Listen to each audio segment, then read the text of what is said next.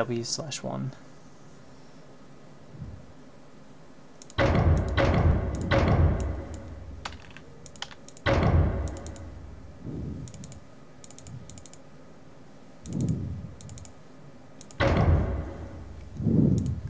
Let's try 4W/1. Yeah, 4W/1. 4W/1.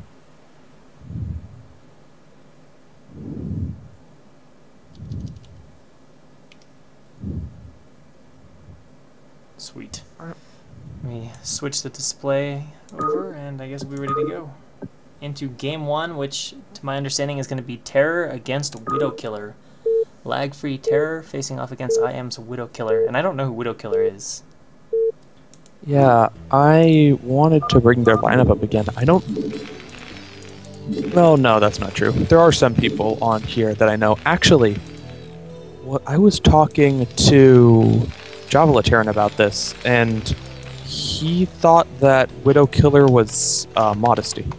Oh, Modesty? Okay. So we'd have Because, yeah, Modesty's not in the tournament, and there aren't that many American Zergs. So, I don't know why he thought it was. That's why I thought it was. But he also had independent reasons of thinking that. So it may or may not be Modesty. Oh, yeah, I have to tell this thing to, like, pop up or whatever every time. There we go. Alright. In the top left, as the off-white color Terran, we have LagFree's Terror. And in the bottom right, as the purple Zerg, we have IM Widow Killer, which Skyline in chat is also confirming is Modesty. So we're going to assume it's Modesty. And all I can say is Terror has been in excellent form of late. If you look, he is second on IC Cup with like a 93-something percentage. He's only lost 6 games. 2 of those, I think, are to Ziki. And he's also been playing on Fish, and he's quite high ranked on Fish from what I remember right now. So he's really on a roll and should be the overwhelming favorite here in this game. Which is not to say that Modesty's bad, as I mean Modesty is an A- Zerg, but Terror has really been showing some great form and has been very, very active of late.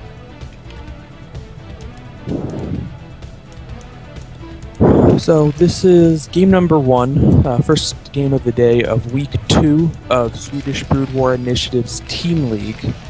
Very happy to have them sponsoring the Team League. They're doing a lot of great stuff. I know that they had to get together last week to watch the games, and from what Javeliteran told me, they all had a grand time.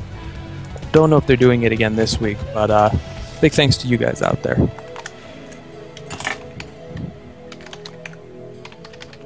So, initial scouts from both players heading down. I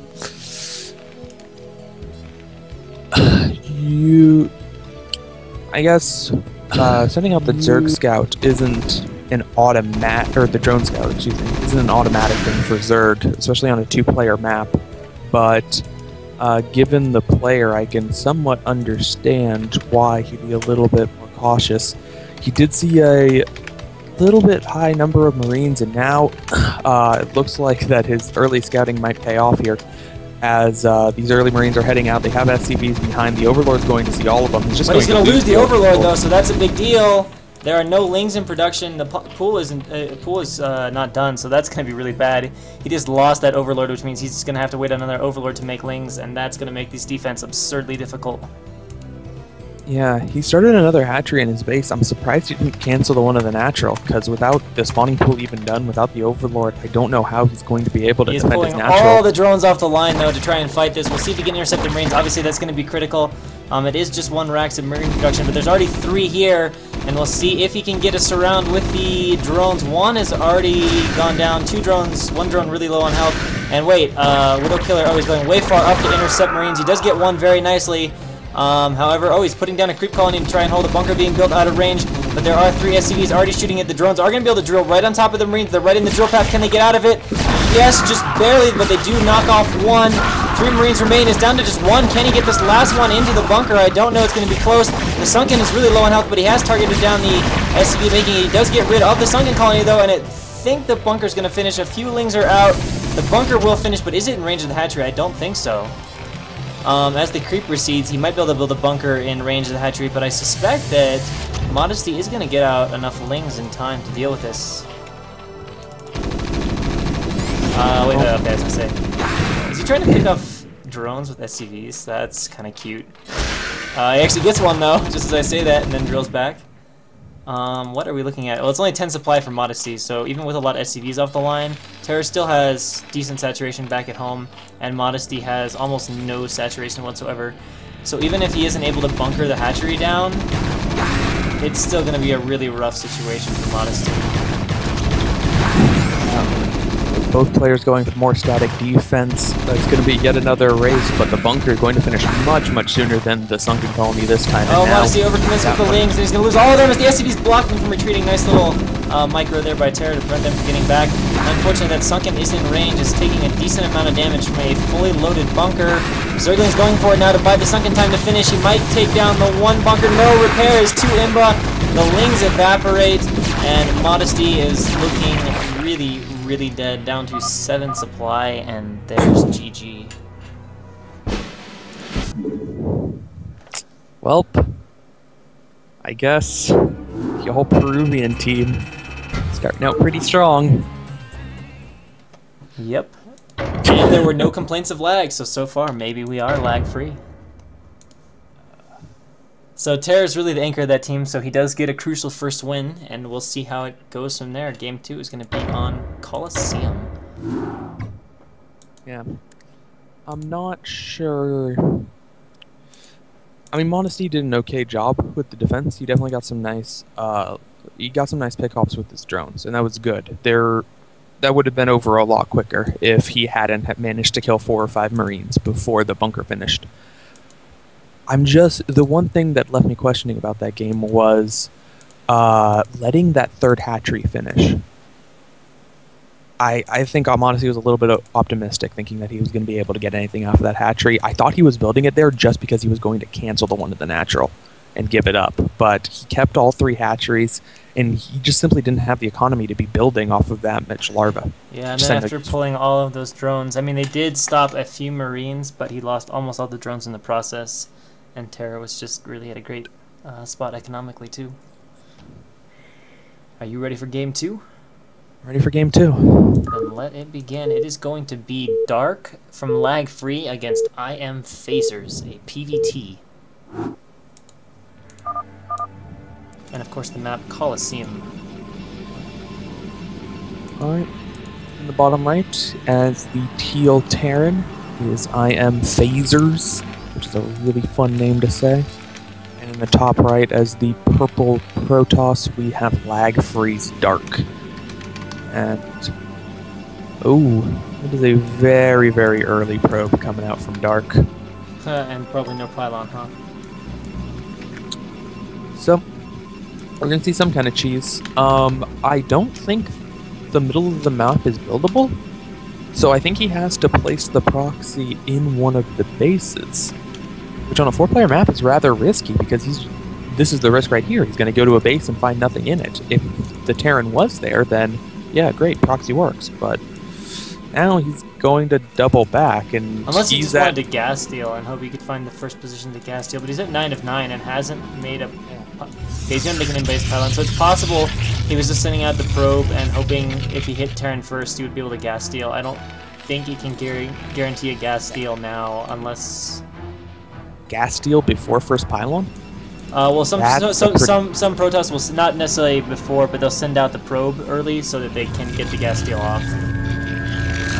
Like if you really want a gas steal, like I don't know, we'll see if this probe is in time to hit all 3 spots to gas steal. It might be. It's going to be close though. I don't think it'll quite make it to the 3rd position in time to gas steal. All right. So. Delaying the pylon that much did cause him to be supply blocked for a while. Missed out on at least 1 probe being produced, maybe 2. Now building a gateway and assimilator, so it looks like he's going to transition into a kind of normal build. He is too late for the gas steal because he was unfortunate with the scouting. And yeah, man, you do that kind of stuff when you have a buildable middle. Or even something like Fighting Spirit, where you don't necessarily build it in the middle, but you just build it in between two bases, so that you have at least a 2/3 chance. But it seems like if he was going for cheese there, which all indication would point that he was, there's like a 1/3 chance that he was going to get that. That's some admirable dedication to cheese right there. It's worth noting that not only did he send out a very early probe, he didn't build the pylon until 9 of 9 supply. So definitely Dark is not going to have as strong of an eco as typical, and we can see that as Terran is 2 supply ahead, which would not be typical at this stage of the game.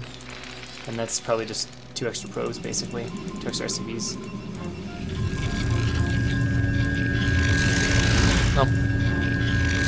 One Marine out, starting to build the factory.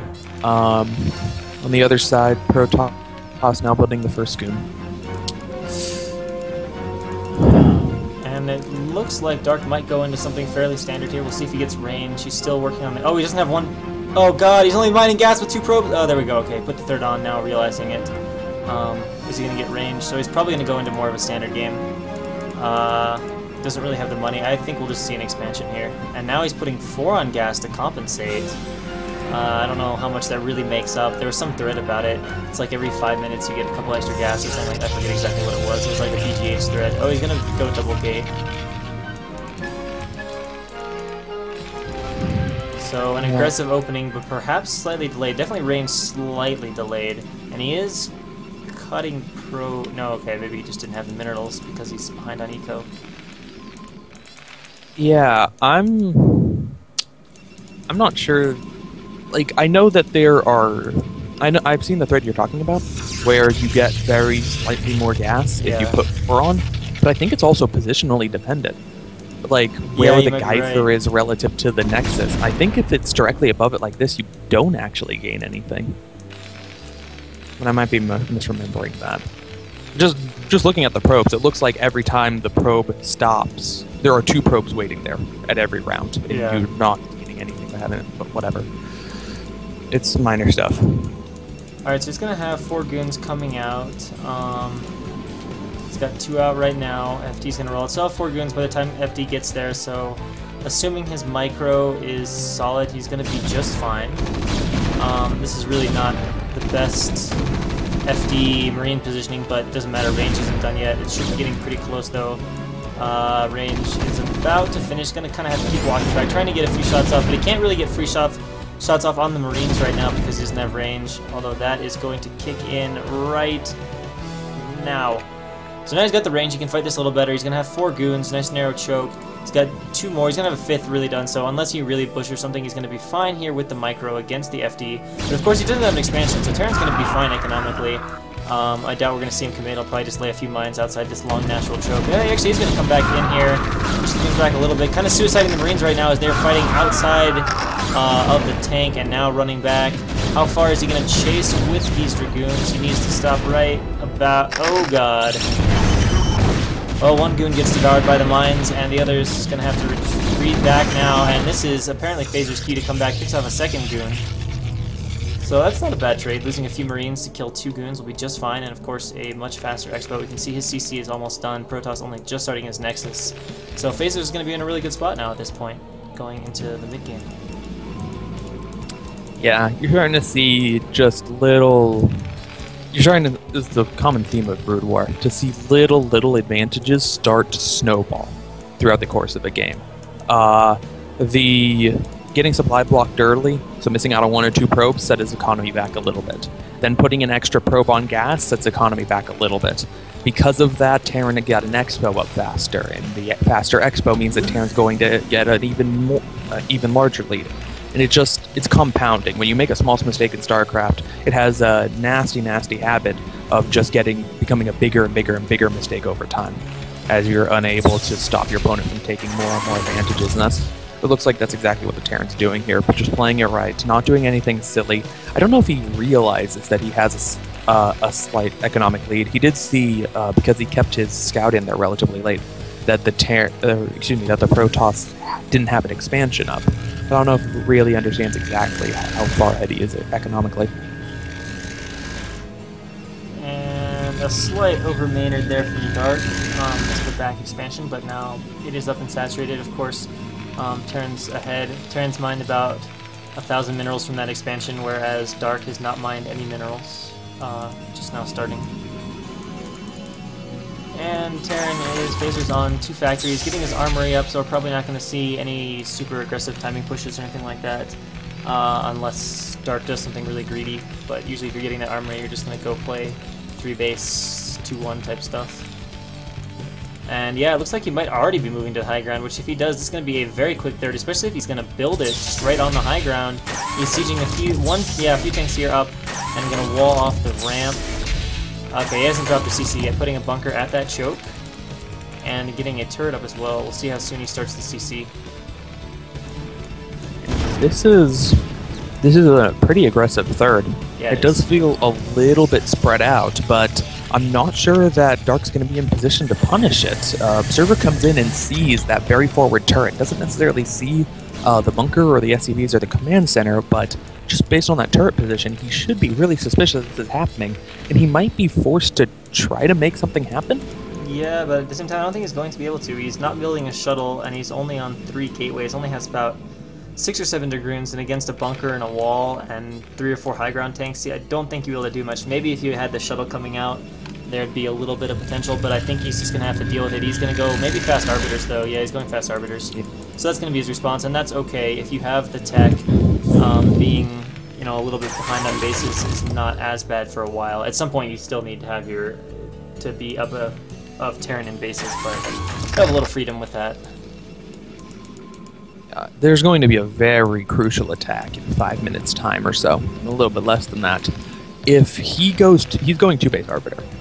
When he gets that first arbiter out and he makes his first attack with the arbiter, if it does not do significant damage and Terran is unpunished for being on 3 bases, and 3 bases a lot longer than the Protoss is on 3 bases, as Protoss just starts their Nexus. Not a lot longer, but still, even tied bases is Terran advantage, so for Terran to have a base lead is huge. Both bases faster too. The natural came up about the same amount faster as the thirds are faster. Right. So if that first arbiter does not do significant damage, if they don't manage to take out the third, essentially, that's what it comes down to. If they don't manage to kill off the third with the first arbiter, Dark is in a lot of trouble for the rest of the game. He's making a big game. And a 4th gateway being made. Leg speed is also being researched. And let's take a look. What do we have here? We've got 4 or 5 tanks out for phasers, a few mines on 3 factories right now. That number should be increasing here quite soon. He's getting his +1 attack. It's about halfway done. Starport coming out. Oh, 3 facts in Starport. So he's going to kind of...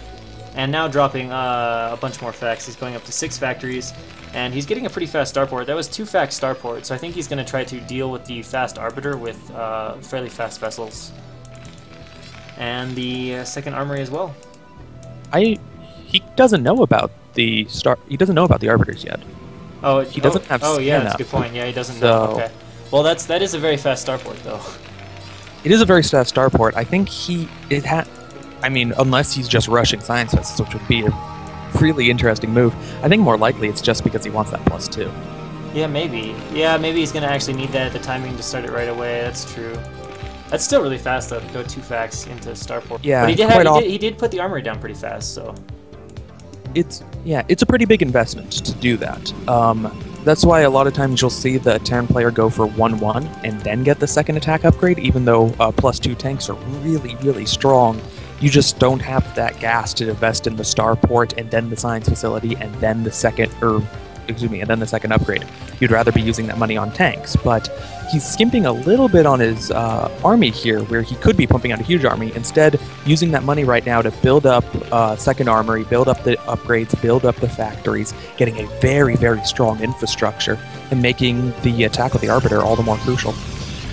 No vessel started yet, although he is pointing, there's the vessel started. Alright, so he's going to have a vessel, let's see, Arbiter's at energy at right now. It'll be pretty close. I don't know if he'll quite have the vessel to block the first stasis. Dark has a bit of a scary army, but Phasers is 20 supply ahead, and that is pretty significant. And he's got tanks in a really nice defensive position. He's got to siege a few of these up on the high ground, but he can do that at a moment's notice. He's got some vultures patrolling the map, and honestly, this army's not that big unless he gets off some huge clump stasis. I don't really think there's going to be much of a window for Dark to attack. Vessel's going to be out. And production is already way kicking in. I mean, Phasers is going up to 8 factories right now, and Dark is only on 5 gateways, so I just don't think his army is going to be scary enough to do much. Yeah, it's rough right now for Dark. Man, his army isn't quite big enough. Ooh, eating some mine hits on the goons, eating some more mine hits on the goons. Losing 2. That's not what he needs at this point. He's just going to go ahead, yeah. He's going to go ahead and take more bases and try to get into a good macro position, but the problem is Phasers going to max before him, most likely. I mean, Phasers is already 30 supply ahead, so this push from Phasers when it comes is going to be absurdly hard to hold off.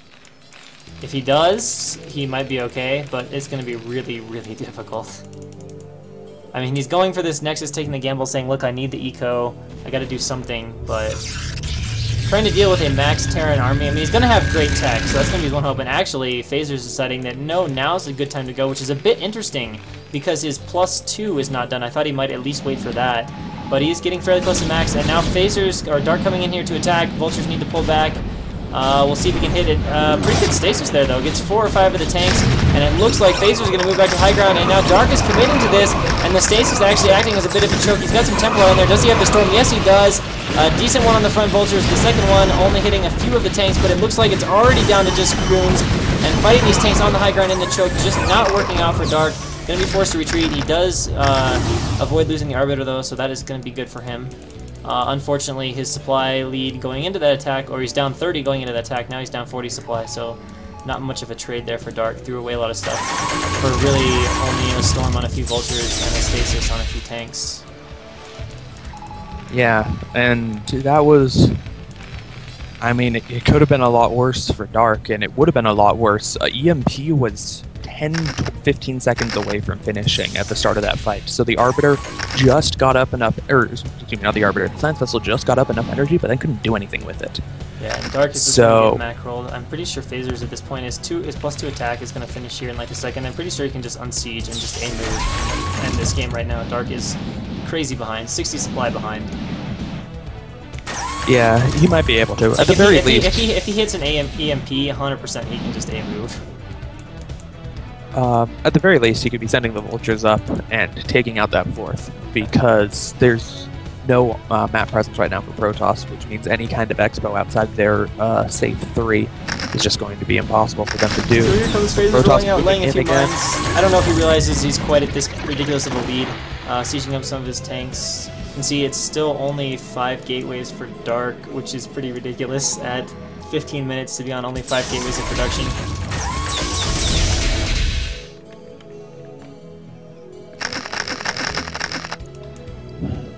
So, I think once he gets his tanks up a little bit farther to the left of the natural, he'll be able to start sieging it down. Yeah, quite soon. Phasers is actually moving very methodically. Maybe he's just playing it safe, or maybe he doesn't realize how far ahead he is with his army size. But he's just pushing nice and methodically up along the ridge. I mean, that's a good, safe way to push. And just not many units from Dark. I can't tell if he wants to recall, because he doesn't have enough energy, and he has this group clumped over on the left side, or if he's just going to try to attack out of his choke and from the left side. I think we're going to see an attack, it looks like. We'll see if he can avoid getting EMP'd. I thought those vessels were going out to get the Arbiter, but perhaps not. This Arbiter... Actually, what is going to happen? This Arbiter's going way down south. Maybe it is going to go for a recall. I'm not sure. And over on the left side, we got a little drop here. Tank has a few kills, and Vulture's going to notice the probes. Nothing's going to be able there to defend him. He's going to have to divert some of his army, and somewhere here comes an Arbiter for recall. It's right on top of a bunch of mines. The recall instantly evaporates, except for 2 goons, which are not that powerful by themselves. So Disaster's recall, he's losing all of his probes. No, actually they're targeting down the Nexus, so never mind, he's not going to lose his probes. And he will save the Nexus, but the drop still kills about 5 probes. And 2 goons back there, still tickling turrets, but not doing much. He's actually lifting the CC from 2 goons. That's a little bit silly. But now he is just unsieging, and he's going to A-move into Dark's base, and there is 1 Storm and maybe 2 Stasis, but he might hit the EMP on all the Arbiter. No, they get away. Can he land the second EMP? Decides not to go in there. Okay, sieging up now at the choke. 198 supply to 156. Another EMP goes down on the army, and that is just so many tanks and such a small choke to fight through. He is A moving into it, but I doubt he can do much. Solid's running in, fighting Vultures, dematrixing the front takes, which works beautifully well in a choke. The CC still has not landed for whatever reason. Vulture's going up here harassing the top base. And I just don't see much of a way out of this for Dark. Goon's running into mine on the backside of this push. And it looks like all the units are gone. The choke is firmly sieged, and now the third Nexus is in range. The cannon's have almost gone down. The Vultures will be able to raid that out soon. The natural Nexus has gone down. So very, very, very little eco left now for Dark.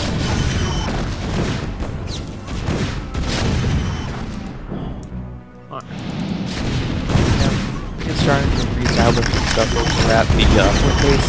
Has a little bit better probe saturation than he did, getting some gateways up there. But as you said, losing the natural, yeah, probably going to lose the main. It's very clearly too much of a blow for Dark to recover from this.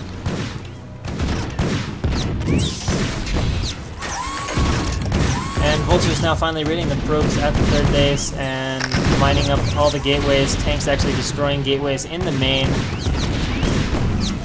He's trying to get, Dark's trying to get gateways up on the other side, but it's not enough. And now the third Nexus is going down as well. So he's lost all of his mining except for what is going on at the left side.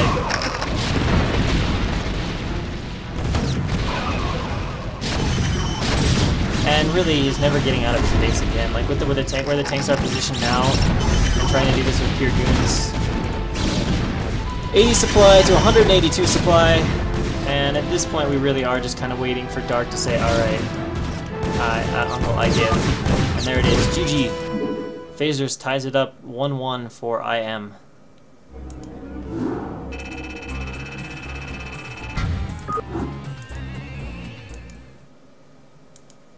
And that was just really, really brutal macro lead.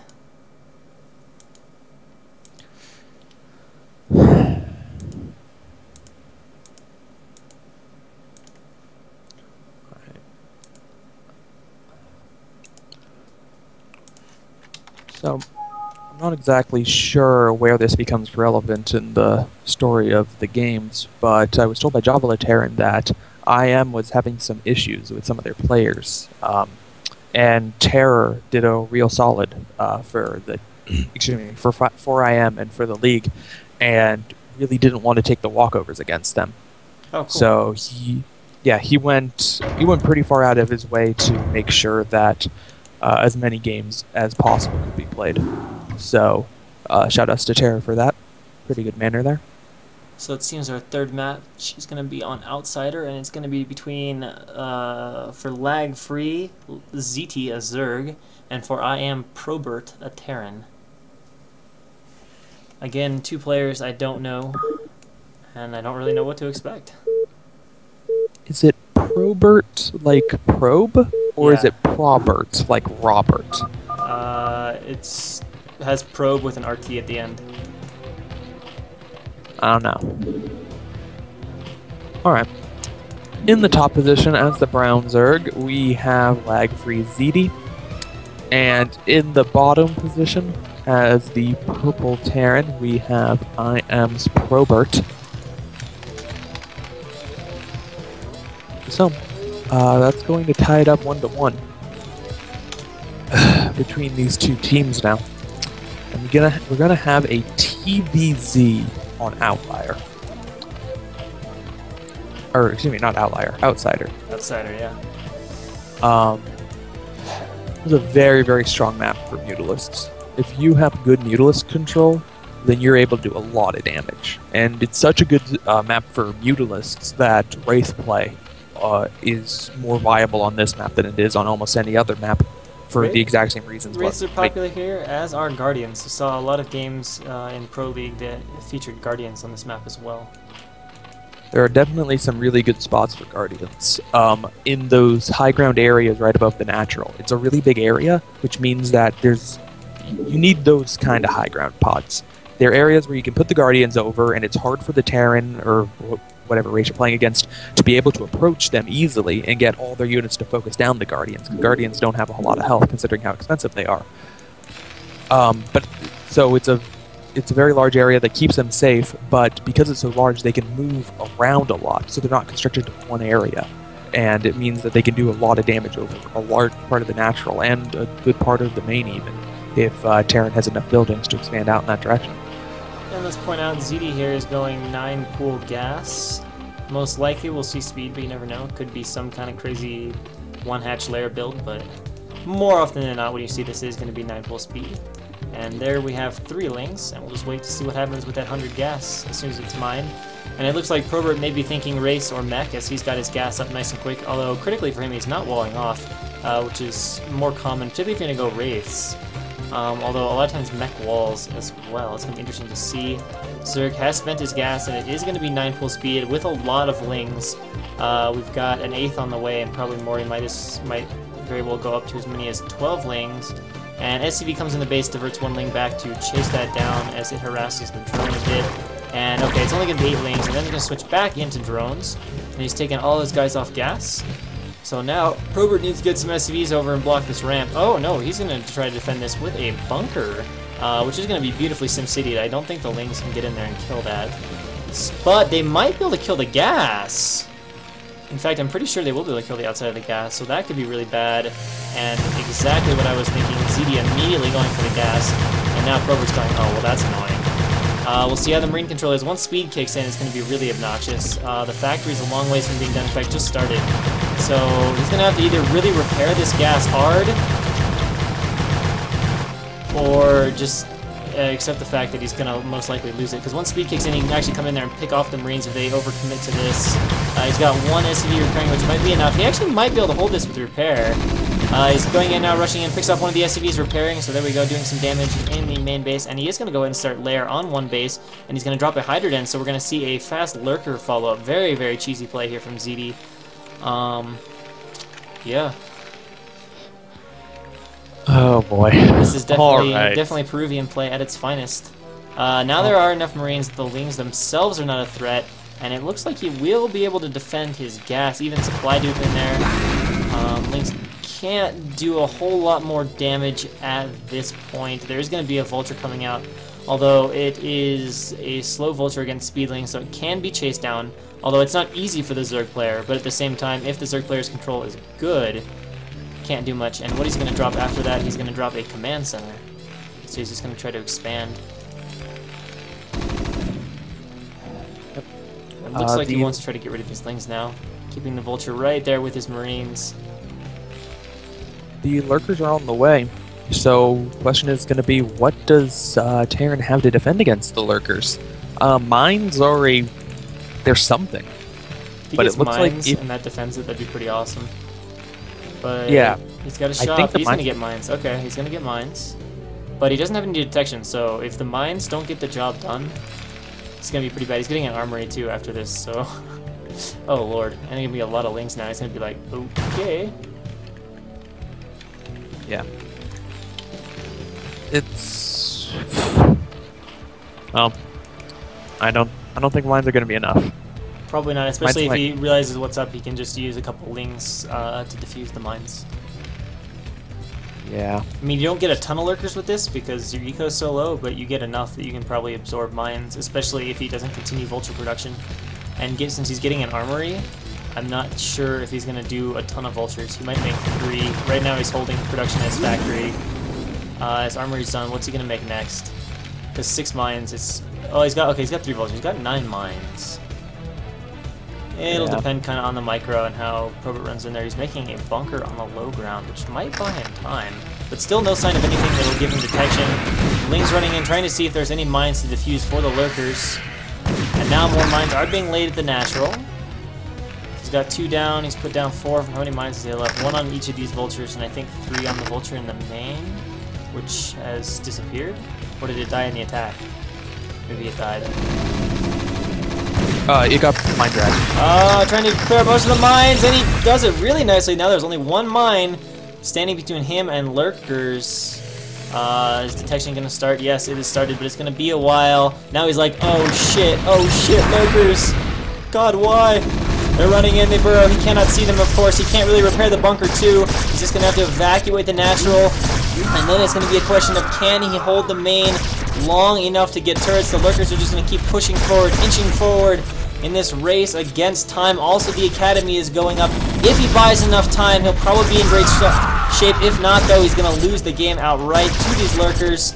Terran's still very behind in supply. The lurkers are now at the ramp. He can stop the engineering bay from being finished. He's going to have to send more SCVs if he wants to complete that.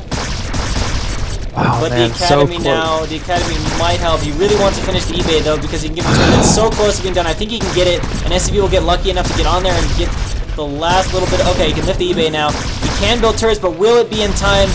Can he deny the turrets going up? The lurkers are now very close, ominously close to the SCVs. One turret is going up. He can actually attack the SCV building that turret. He needs to spam turrets on the right side or something like that. His Academy is denied and canceled, so it's a question of can he get up a turret. Right now, it's this turret here. This is Lifeline. I'm surprised Zerg isn't giving it more attention. He's trying to get behind the minerals, I guess, to deny mining, but there's one turret up, so he's got a lifeline, but he cannot attack any of them. Goliaths are actually getting trapped on each other, suiciding, and the SCVs have to evacuate to the right side. Can he tunnel in behind the SCVs?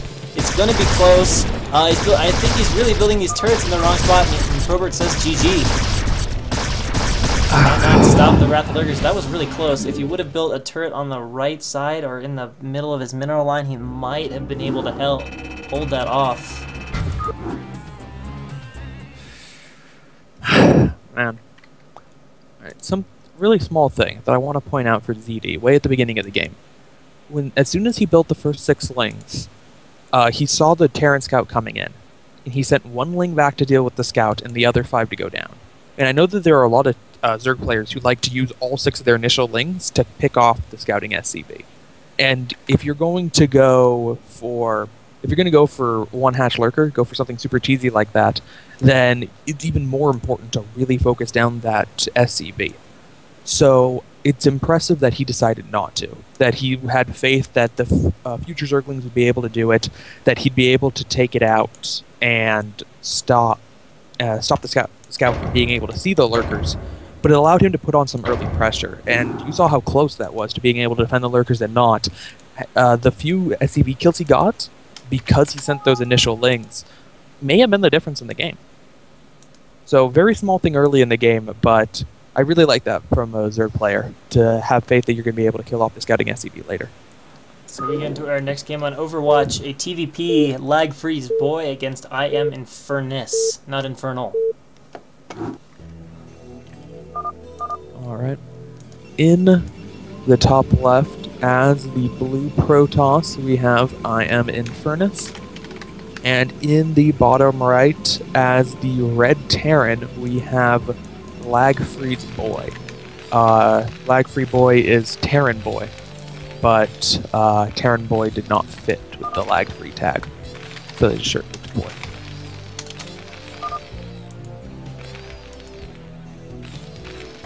Is from Canada. I don't know. I don't know what that means too much. Vivian is from Canada. And I don't know who Infernus is. I have no idea. Is this... No. I really don't have any idea. Odd question coming from Peruvian. Immediately suspected From Rush. But it doesn't look like he's sending out an SCV. From Rush is probably the best thing I've ever seen. Get ready to run in those lings from... Can A move. Is best of 3 or best of 1? It is best of 1, sir. Of course, this already played, so talking to you is not especially helpful. Maybe I'll tapping to go check. That'd be funny. Depot going up, so it might be a wall here from Terran Boy. Alright.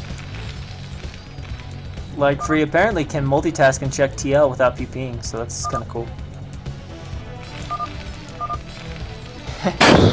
Cheese fest for the win. Yeah, we are going to see a wall here. Yeah. Well, early probe scout. Is it going to be able to get in there before the oh yeah, that's probably. I don't know. I don't even know if that would have been tight if the depot was there, but since no depot there, the probe is going to get in. Going to find that there is not any super evident cheese going on right now. Nope. No real cheese possible, but he could always do 2-fact or fact port or 2-fact port. Not that those are really cheesy, but they're definitely very aggressive builds.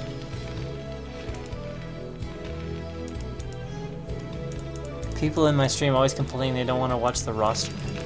It just seems so exciting. It's pretty sick. And now it's a dynamic roster. Last week it was the entire roster and it didn't change. But now it's changing. So like you could watch it like bam, magically change at any moment. That's intense. Don't overlook that. Like watching the game is cool too, but like gotta look at the gas is half full, man. This is one of those gaps. I'm pretty sure this is gonna be tight on the right side, but if you look at that barracks, it looks like an ultra could like jump right through there. Yeah. And yet it can be tight. The mysteries of Brood War, the way hexes work. There was a really awesome post on that. I think there's a blog about how Brood War pathing works. Maybe it was the guy that made the game, I can't remember, but they were talking about how they coded the pathing, and you could really understand like why walling issues and things like that were the way they were. Factory done. Shop is pretty late. Shop is really late. There we go, finally a shop. That was like 10 seconds to make the shop. That's gonna slow his FD down a bit, and ooh, what's this on the left side of the base? Looks like there's a gateway. So it's a secret 2 gate. Let's take that back. It's a secret 3 gate. So there's going to be some serious goon pressure coming to the wall of Lagboy. And of course there's Infernus that just said Cheese Fest for the win, and then himself begins to deliver a little cheddar. Okay, so shout out to Zergboy for the first Peruvian to not cheese. Playing it straight. So far, Terran Boy? Yes, Terran Boy, my bad. Zergboy is someone else. Terran Boy, and ooh, the oh, huge SCV! What the? That was like Flash Star Sense hacks. So now he knows he's gonna be up against 3 gate. Alright. He's getting a tank out. He has changed his research to siege. Yeah, and but that's he's going to re-wall himself off. If he positions the tanks well, he can probably be okay. If he positions the tank too close to the cliff, though, it will just be sniped from the low ground. Yeah. Man, there's gonna be a really small window here where he's gonna have all of his goons done because there's 2 more on the way right now, but siege mode is not done. Maybe there's back at home. Oh god, he's following some of the Citadel. Oh man, Infernus is helping to give the Protoss race the reputation of being gay. A common complaint of Terrans.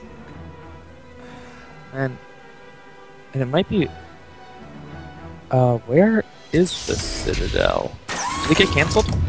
Wait, did he... Oh, maybe because the SCV snuck in. So he's either going to resume it now, which he just did. He knew the SCV was low on health and he resumes it, so yeah, he still wants the Citadel. No, I don't know if this is going to be transitioned to speed lot after. Oh, it is. Oh god, it is. So he's going to be like, okay, I'm being all scary, and then he's going to think the attack's like safe, and then he's going to hope he comes down to expand, and then when he's all defensively positioned for goon, just run in with speed lots and be like, psych! Oh, suicide lot, suicide watch, depressed zealots. I don't know, something about the blue dark color of this map, maybe it's a little bleak. Oh, and a robo. Oh my god, what the? And, okay, no, it's DT drop. It's not, he just made extra zealots because I guess he didn't want to spare the gas or something. So if your 3 gate fails and you feel like that's going to be defended, you might as well follow it up with a DT drop. Thankfully, Terran is getting both Academy and eBay. Yeah, this is actually going to be relatively late though, because he decided to build the robo, because he had to cancel the Citadel and rebuild it. The first turret's up, and if he had been going for DTs straight out, no, it still probably wouldn't have been in time. Oh, the Vulture tried to go out, and they run into a wall of goons. Alright. Now, is he getting mines? Mines are going to be really nice for defending DTs. He is getting them. Robo is finished. DT number 1 is out. Oh, okay. The vultures sneak out, and they scout. Well, no, you already scouted the gateways. Never mind. But we've got a bunch of DTs on the way. The shuttle just now started, and he needs to block this ramp with the DT, or he's going to lose every single probe. Oh, he's trying to get a goon back in time. It's a race. It's a race. The vultures are catching up. The vultures are going to win the race because they're way faster. The goon is so close to blocking, but it's not quite. Can he block the ramp with the DT? I think it's in the right spot. Is it? He could mine it his way past the DT. It looks like it's blocking the ramp, though. The vultures are bugging out. No, one is glitched through, and the others get in. All right, so he can clean this up with the DT, but he's got a lot of mines and problems now in his main base. I don't know where that shuttle is. I guess it's still in production. The DT is one mine hit away from death. It is gone, but there's only one vulture left, which is somewhat reasonable to clean up with probes alone, especially if you do something to distract the Terran player. There's a Dragoon coming up too, and it also revealed that their DTs. It revealed that there's a shuttle on the way. It doesn't get a lot of kills, plenty of time to get the turret up. Where's the turret? There's one turret in the front. There really should be a turret in the main. I guess maybe he's going to hold scans and try to rely on scans. He's going up to 4 factories. And he's going to have to, but I'm really surprised. He's got 4 DTs. That is so many DTs. That is really, really very devastating. He could easily lose factories to this, and he might not be able to kill them all with a scan, and he definitely can't bring back all his tanks to deal with this, because there's a somewhat threatening army on the front. He's leaving 2 tanks and a vulture, but that will not kill 4 DTs with 1 scan. He's going to need to use all of his scans. He's going to be close to 4 scans, though. Alright, so SCVs are going to start dying really fast. The attack commences, but he's wasting scans, and that is a concern. A turret really needs to go up. A turret really needs to go up.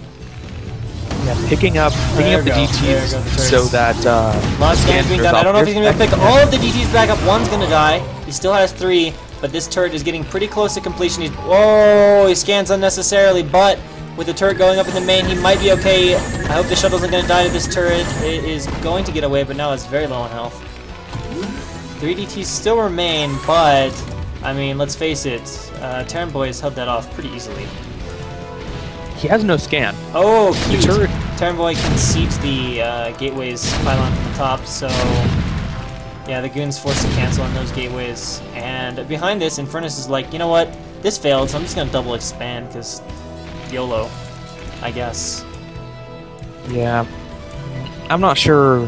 I like the double expansion. He was out of scan. I don't know if Infernus could know he's out of scan, but he still now doesn't have a scan. So all that time he wouldn't have had one. The turret in the natural doesn't cover. Wait, no, it's not a double expand. It's a motherfucking triple expand. What the heck? I'm slightly amused by this. All right, so it's failed. You failed with all your other stuff. So you might as well go the other way and drop the triple expand. A vulture scouted at least one of the expansions, and at this point, Boy is just unsieging and is going to go attack and kill the Protoss unless he somehow baits scans like a genius. I mean, there's only 2. He's on 5 facts. Yeah, he could bait the scans, but honestly, he can just kind of turret his way up to the base and should be okay. There's obviously not going to be the unit count needed to defend this, even with the shuttle. Yeah, if he somehow did defend this, though. I don't know. There isn't that much scan, and the Terran has a really long way to go if he's going to push with turrets. I mean, the fact that the Protoss but he can get up close because there's not obs, so Infernus can't really be out on the map. Oh. I don't know where he's headed yet. If he heads only to the right side, I'm a little scared for him. I really think he should just go for the kill because, yeah, he can take out this 4th base, but that might allow Terran to get 3 bases, which is still going to put him in a bad spot. But I guess the 4th base is going to go down without a fight. Because that army is definitely not stoppable with this ridiculously tiny amount of Protoss units. That shuttle is pretty low health, which means that the Marines, well, and there's only 2 Marines. They aren't that much of a concern. Alright, so Infernus is coming over here. Is he going to pick this as his fight location? I am a bit surprised he would go in this fast. I don't think he has to. But he's going to drop the DTs. The scan has to go down. It's pretty well timed. DT bombing operation very unsuccessful, and the shuttle is going to just not escape, and instant GG. So yeah, that didn't go as planned, and what do you expect when you try to triple expand? And And that puts LagFree up 3-1. So I don't know what to say about that game, other than lots of cheese, followed by more cheese, followed by econ cheese. Yeah, Terran only moved out because he scouted the 4th. If he didn't scout the 4th, I think he was still gonna. I think he was still gonna go though. He was on 5 facts. He might have waited a little longer, but I'm pretty sure he was still gonna go attack either way. And honestly, they're just like, it's pretty hard to defend that if you don't go Reaver or like 2-base Arb or something. That was what made that such a strange decision. He did all this DT stuff and all-in stuff, and then he's just like, well, I'm gonna quadruple expand. I guess he was like gonna hope he quadruple expands and Terran just doesn't do anything. That was strange. That's all I can say.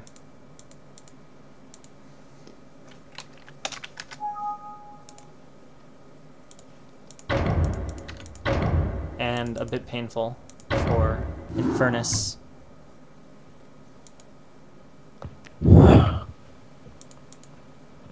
So now we're gonna have LagFree Shaku against I Am Sugo. Shaku I know is done alright on ladder. I think he's pretty high ranked on IC Cup ladder right now and has been beating some decent names. And Sugo, I know the name. I want to say he's good, but I might be wrong. But I'm not positive. I guess we're going to find out, and we're going to go into Game 5 on Tau Cross.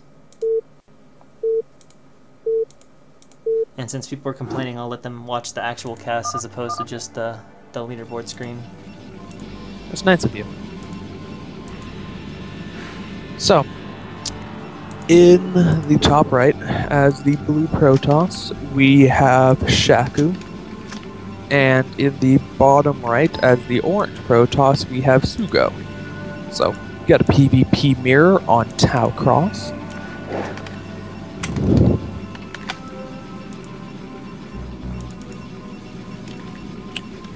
Alright.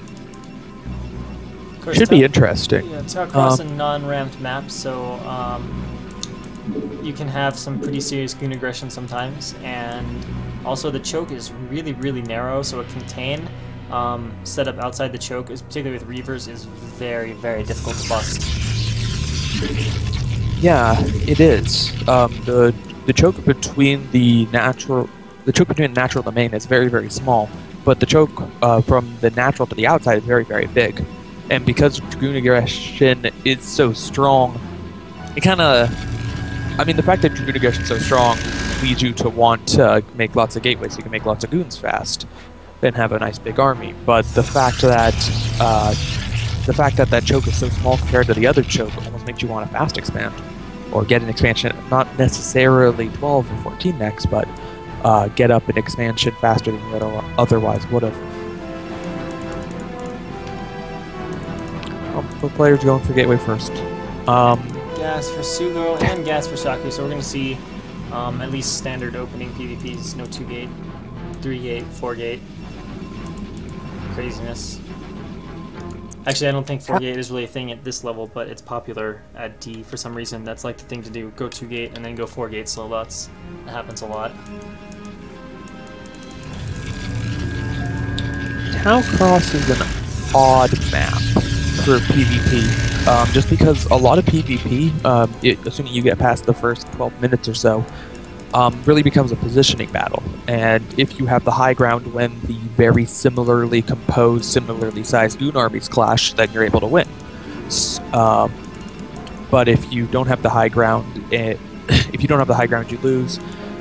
And it becomes a matter of balancing where your army is positioned so you can take engagements relative to having your army positioned to defend expos. But on Tau Cross... Oh, go ahead. Oh, go ahead. On Tau Cross, it's so open. There's just nothing. There is no high ground. There is no critical points to be holding. So I think that we're going to not see so much of a positional game that a lot of PvPs can be, and rather just a very raw macro, I have more stuff than you. And it'll come down to some very clutch Reaver control or some very clutch storms that the game does get to that point. And both players this game were pretty confident, as both opened core before Zealot, so obviously feeling pretty certain the other player wasn't going to do much Zealot aggression, certainly wasn't going to do proxy gates. And of course, it's going to be second gate from Sugo and probably from Shaku. That's pretty common on these non-ramp maps to go 2 gateways before your tech. Both have their probes alive, but of course that's to be expected, but oh no, Shaku's going to be okay. I thought he was going to lose his probe, but now there's a goon out, and the goon is out for Sugo as well, so the probes are getting picked off now, and the scouting information ends. Shaku's seen the 2 gates, so he's going to respond, like I said, in kind with a gateway of his own. That's really pretty typical of ramp maps, as if you don't do that, you can easily die to the other player's goons, especially if you make a micro mistake.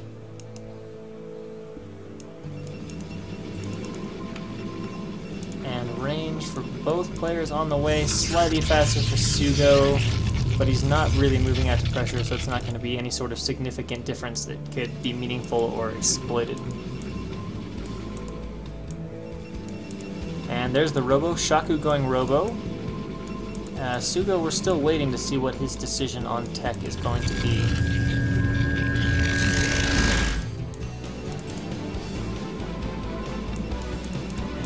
Yeah, Reavers are rather strong in this map, just because there tend to be good opportunities for you to go for some Reaver paths. Not as much as on other maps, but I think it's a good option. And it is going to be Robo from both players. 3-gate Robo from Shaku, so it's probably going to be 3-gate Goon Obs. Which is kind of considered one of the safest PvP openings. It's pretty flexible. You can put on aggression and you can defend just about anything with 3-gate Robo Obs.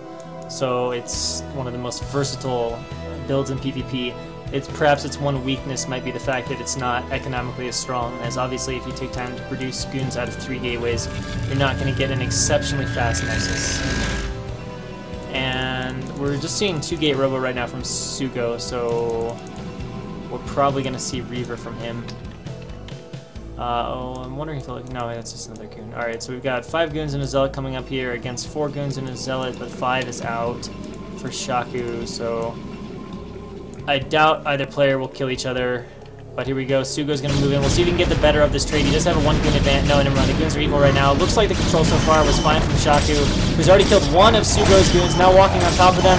It's still a pretty equal fight. Both Zealots are getting some hits, and now all of a sudden, Sugo is the one with more goons, and Shaku's taking Zealot hits, but it looks like they're still trading reasonably even, although it's a little bit of a strange situation. Shaku's on the wrong side of his stuff, and now 4 goons are coming out, and in the end, Sugo's going to get the worst of this trade, which is not good, especially when you're being faced with 3-gate reinforcements. Yeah, there's the Obs. So now we're going to see the goon pressure. He is getting a Reaver. He's going to crawl that out. And the way I've seen this played most of the time is they'll get the Reaver out, and you have 3-gate goon. You won't commit to the attack, but you'll sit outside, do a light contain, and delay them for a bit while getting your Nexus, and then you just delay them just enough so that you can get your own Reaver out. But we'll see how he plays. He's got his Obs coming down right now. 4 goons are out for Sugo against the 5 for Shaku.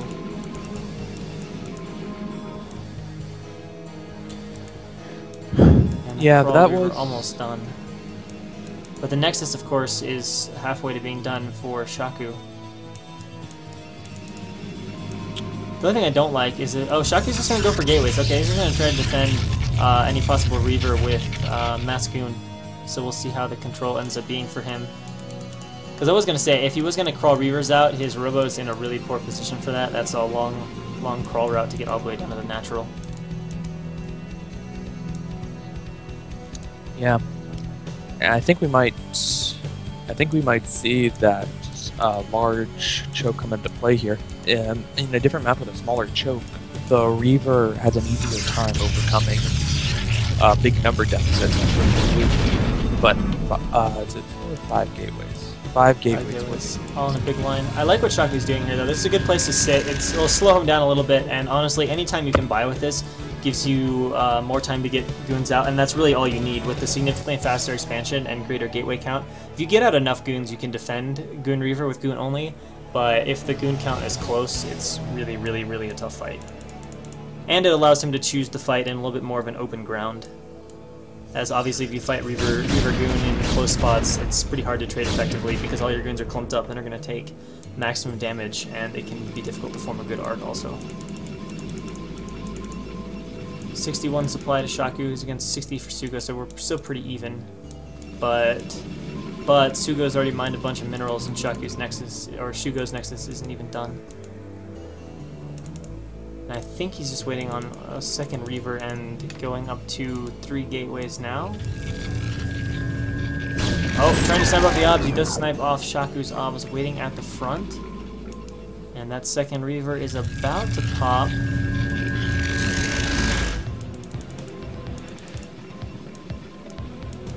And he's now loaded one of the Reavers, needs to load the other one.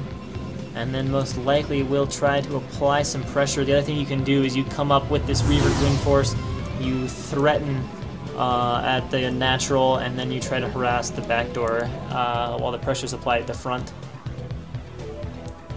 There is a probe that has built 2 pylons behind Orange's base. I think he just wants that to see the shuttle if it tried to come out at whatever angle. He just wants to have the best possible vision. Yeah, so I think it's for that too, but now there's a 3rd pylon up by this expansion too. That's 300 minerals just to be looking for the shuttle. Oh god, the shuttle's over the goons! This is a horrible drop. He's gonna snipe at least one of the Reavers. This is not good for Sugo at all. Instantly loses his 2 Reavers and way more goons, it looks like, from Shaku. There are a few Zealots doing damage, but I think Shaku's going to be just fine. He's got the higher gateway count, and demolishing those Reavers so fast, he will clean up easily with reinforcements, although it seems that even the goons here are going to be enough, and that is exactly what you don't want to do as Protoss. That pylon really served him well because the goons stopped to attack the pylon, which made the shuttle get out in front, and Sugo wasn't babysitting as closely as he needed to, and really a crucial mistake there, and now Shaku's just at a huge lead. Thankfully, Sugo has been making Reavers continuously. He might be able to defend. He's got 1 Reaver out, so it's possible he can hold, but he's still going to be very behind economically. But here we go. A bunch of goons running in. We'll see. Yeah, I don't know if he's going to go for that. I thought for a second maybe he could get a good enough spread to go for it, but may just sit outside with a contain of his own. That pylon that actually turned out to be really huge in that battle. Yeah, it did. Allowed for the positioning, as you said, but that's probably the more important thing, but also to consider that that pylon practically died. It didn't die, but it lost 591 hit points. That's as much hit points as 3 Dragoons were. True. That's 3 Dragoons you managed to save from the course of that fight that were just absorbed into that pylon. Though he did take about a few shots of its own before the army was there, so not all of that was absorbed during the battle, but a few shots were still absorbed during the battle for sure. Alright, Sugo's loaded up a single Reaver into a shuttle, perhaps thinking harass. And Shaku feeling confident enough in himself to go ahead and grab the 3rd Nexus, which is going to be way, way faster because Sugo's still going to break out and everything else. So... And Shaku has started his +1 upgrade. And how many gateways? 1, 2, 3, 4, 5, 6, 7 gateways coming out from Sugo. Wait, yeah, 7 gateways. Against the 5 from Shaku, so there might be one more window here for Sugo to get aggressive. We'll have to see.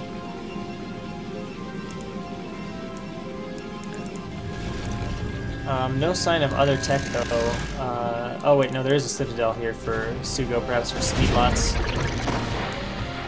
And it looks like Sugo is trying to position to break out right now. I think Shaku might just take a few shots and then retreat. The army of Sugo is bigger. With that Reaver drop, yeah, there we go. He's going to back off, just slightly delaying that army a little bit. We can see more gateways now going up for Shaku. He's adding a 6th.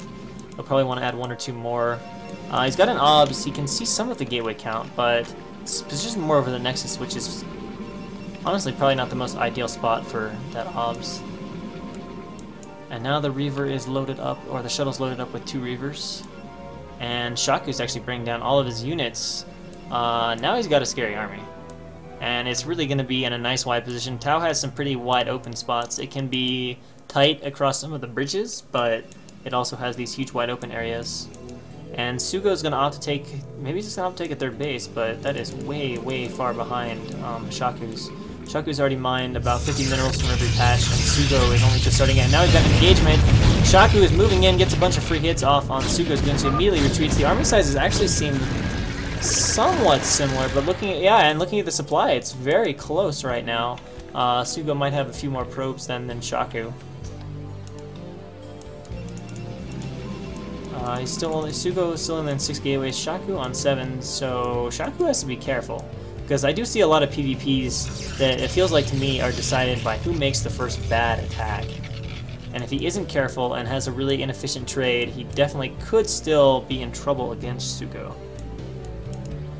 Shaku is playing this so cautiously. Not just in his army positioning, but he now has a pylon at every single expansion on the map. Like, those pylons are looking for that hidden expansion. They're certainly looking for Reaver harass. He has cannons up in his mineral lines. He's just... And all this gun, here we go. Big army from Sugo. It might be bigger than Shaku's, and Shaku, yeah, immediately retreats from this while bringing down more of his army. This needs to not run headlong into the army. Is he going to have enough? I don't know. I don't know if this is where Shaku should fight. He does have a pretty good arc. But there are a lot of speed lots in there, and there are 2 Reavers on the ground getting off shots.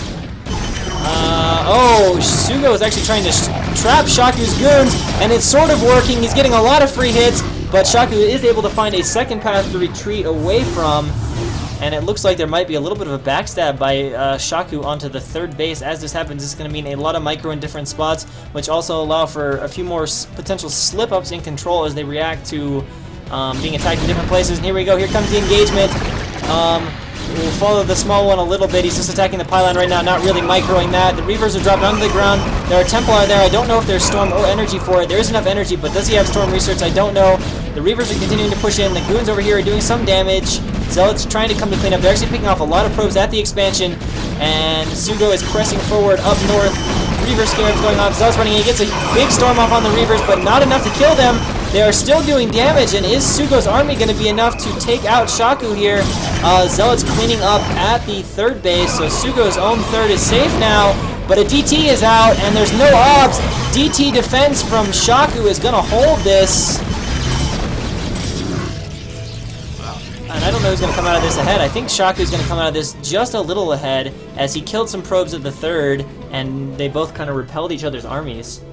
Let's talk about a good timing for DTs to come out. That was a hard battle to follow. It's one of those battles where I needed Sonic's res hack to follow it nicely. That should have gone so much worse for Shaku, but time and time again there were small engagements, and the Reavers were in such a safe position that they actually couldn't even be used by Sugo. And it wasn't until they were completely pressed up against the wall that the Reavers finally started getting shots off, and Sugo finally got the engagement he needed, but combination of a little bit of a misplacement of the Reavers and Sako just making sure that the Reavers were going to be ineffective made sure that he really just did not take as much damage from the Reavers as he should have, compensating for the fact that he doesn't have Reavers of his own. And I showed it on screen, but I want to point out that during that battle, Shaku actually took the 4th base, so he's in a pretty strong spot now, economically. Although gateway production is still only at... Well, no, never mind. He's going up to 8 gateways now. What does Sugo have? 4 plus 3 plus 2. He's got 9, going up to 9. So Sugo is still on more gateways than Shaku. Although their probe counts should be pretty similar. Maybe a little bit lower, if anything, for Sugo. Both players now starting to mine out their main, which is going to be a really big deal because that's going to mean that Shaku is going to be on 3 bases and Sugo's only going to be on 2, and that's really significant difference in production. And now Shaku's coming in here, committing for an attack. I don't really know if he has enough. Again, it's hard to tell. Army sizes seem similar. And it looks like Shaku wants to run into the natural. Not something we see all the time, running into the natural. He's going to get flanked on both sides from Sugo. The DTs, wait, are there no obs to see the DTs? There may not be obs there to see the DTs in the natural. Continuing to do damage, and yeah, I don't think there are. Man, this is hard to call, I don't even know. It looks like Sugo's winning at the top, but units of Shaku doing a lot of damage in the natural. DT picking off a bunch of probes, and Sugo says GG. Cannot hold off the attack. The DTs and lack of obs is too much. So that is a 4-1 for LagFree. And what proves to be a very solid debut. I think in that first engagement he was pushing in explicitly to take out the ops. Because as soon as he saw the ops, he pulled all of his units back, sniped off the ops, and then re-engaged after that, allowing his DTs to just do a lot of damage. When he went into the natural, he also was careful to focus down the cannon. That's one of the first things he did. I keep talking about it. It was such a cautious game, but I really, really like that. I really like that. Yeah, and that was good, because there were a few moments where I was like a little worried, is Shaku going to charge in there against the better arc? And although he had an advantage, there were more gateways from Sugo, so if he had a bad engagement, and with more reinforcements from Sugo, you can throw away PvP sometimes if you're not careful with your engagements. And so yeah, I don't know, that's LagFree's going to be happy, and I guess IM is going to want to go home and work and come back stronger next week. And we are going to go next into SAS against IFU, but before I do that, there's going to be a brief pause in the stream as I stop it to separate the VOD. So I will be back in 15-20 seconds or something.